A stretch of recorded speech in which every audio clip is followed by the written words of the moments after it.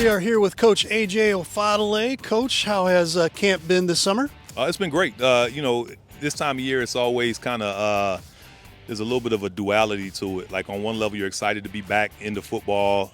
You need a lot of work and a lot of development. At the same time, you're also kind of crossing your fingers and holding your breath to make sure everybody stays healthy.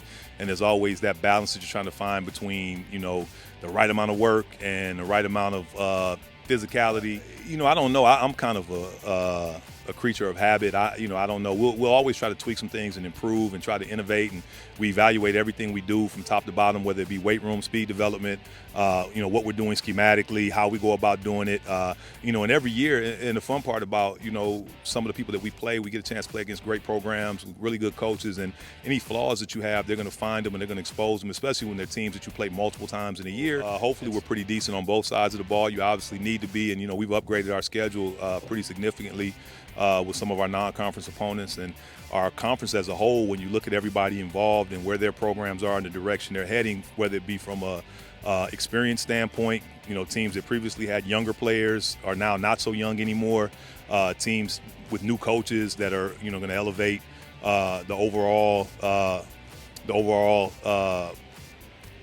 standing of the programs that they're in. And then we obviously, with Hillsborough as a rival who's, won probably 35 plus games in the last 3 years and, really had our number, our conference alone is going to be much improved again.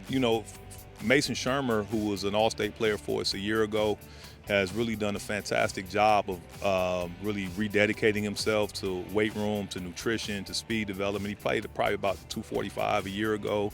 He's in the 220, 225 realm. So he goes from a guy defensively who was a classic Mike linebacker, tackle-to-tackle, run plug kind of guy, as physical as anybody in our area, to a guy who can now play sideline to sideline, play in space, and he's still just as physical, and he's stronger than he was a year ago. So, and it also gives us the opportunity to use him on offense some as a ball carrier because of how he's improved himself athletically.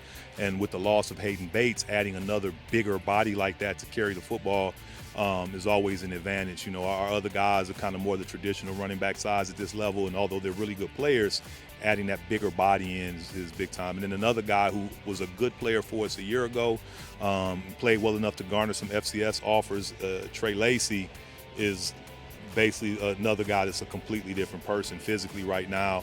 Had a fantastic offseason in the weight room. To me, the goals are a little bit more process-oriented. Like, what is our effort like on a daily basis? Something maybe a little bit harder to measure. It's a little more subjective, but can we go in and can we practice? And what I kind of look at, does our practice feel like a college practice today?